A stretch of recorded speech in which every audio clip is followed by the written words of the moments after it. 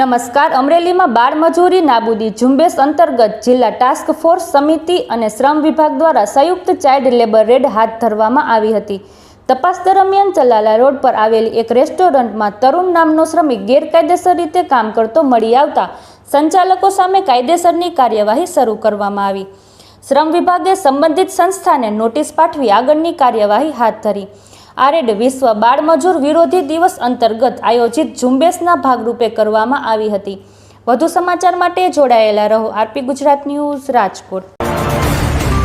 ગયા વર્ષે અમરેલી જિલ્લાની અંદર સાહેબ 4402 વિદ્યાર્થીનો ડ્રોપ રેશિયો હતો. એ આ વર્ષે ફરી 2600 કરતા વધારે વિદ્યાર્થીઓ ફરી સ્કૂલમાં બેઠા છે. તો મને કહેતા ગૌરવ થાય છે. એકાદ બે વર્ષની અંદર જે રીતે શિક્ષણનું કામ થઈ રહ્યું છે કે આપણા જિલ્લાની અંદર એકાદ બે વર્ષની અંદર જે ડ્રોપ આઉટ રેશિયો છે લગભગ 0 થઈ જશે. એ પ્રકારનું કામ શિક્ષણમાં દરેક સ્ટાફ દ્વારા પણ કરવામાં આવી રહ્યું છે.